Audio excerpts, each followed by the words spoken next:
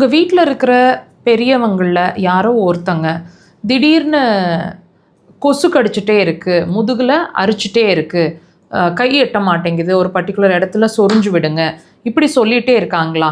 மற்றவங்க எல்லாம் நார்மலாக இருப்பாங்க, கொசு கடிக்காது அவங்களுக்கு. இவங்களுக்கு மட்டும் கொசு கடிக்குதுன்ற மாதிரி ஒரு மாதிரி வித்தியாசமாக முதுகில் சொரிஞ்சிட்டே இருப்பாங்க. சட்டுன்னு ஒரு பாடியில் இச்சிங், இந்த மாதிரி கவனிச்சிருக்கீங்களா? இந்த மாதிரி அடிக்கடி அவங்க சொல்லிகிட்டே இருக்கிறாங்க, ரொம்ப நாளாக சொல்லிகிட்டு இருக்கிறாங்க அப்படின்னா நல்லா கவனிச்சு பாருங்கள். கொசு கடிங்கிறது ஆக்சுவல் ரீசனாக இருக்காது.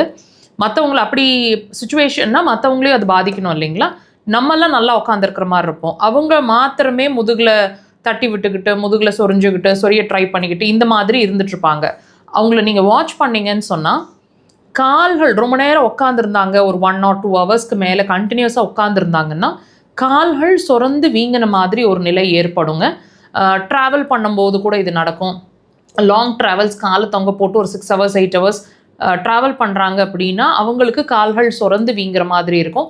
இன் ரேர் கேசஸ் காதில் இரைச்சல் சவுண்ட் இருக்குன்னு கூட சொல்லுவாங்க.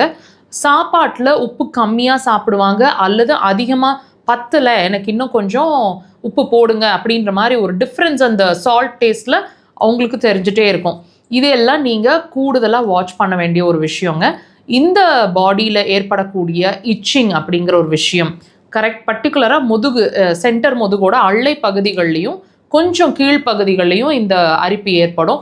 இந்த அரிப்பு அப்படிங்கிற ஒரு விஷயம், அல்லது நான் சொன்னக்கூடிய அடுத்தடுத்த விஷயங்கள், இது எல்லாமே கிட்னி எனர்ஜி லெவல் வீக் ஆகிட்டுருக்கு அப்படிங்கிறதுக்கான ஒரு அறிகுறி. நல்லா புரிஞ்சுக்கோங்க. ஒவ்வொரு சிம்டமும் நம்ம பாடி சொல்லிட்டு இருக்கிறது வியாதி இல்லை, வியாதியோட அறிகுறிங்கிறத நாங்கள் தெளிவு பண்ணிகிட்டே வரோம். அந்த வகையில் இதை பெரிய விஷயமா யாருமே எடுத்துக்க மாட்டாங்க. பட் இதையும் நீங்கள் சிம்டமேட்டிக்கலாக வாட்ச் பண்ணி உங்களோட கிட்னி வீக் ஆகிட்டுருக்குன்றதுக்கு ஒரு அறிகுறியாக நீங்கள் இதை எடுத்துக்கணும். தயவு செய்து இது சின்ன விஷயம்னு நெக்லெக்ட் பண்ண தான் உங்களோட kidney day by day week ஆகிட்டே போகுங்க. அப்புறம் நம்மளோட பிரச்சனைகள் கைமீறி போனதுக்கப்புறம் யோசிச்சு பிரயோஜனம் இல்லை.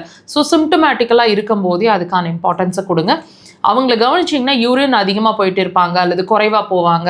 நைட்டில் ஒரு 4-5 தடவைக்கு மேலே யூரின் போயிட்டுருப்பாங்க. ஸோ தண்ணி தாகம் அதிகமாக இருக்கும், அல்லது தாகமே இல்லைன்ற ஒரு உணர்வு இருக்கும்.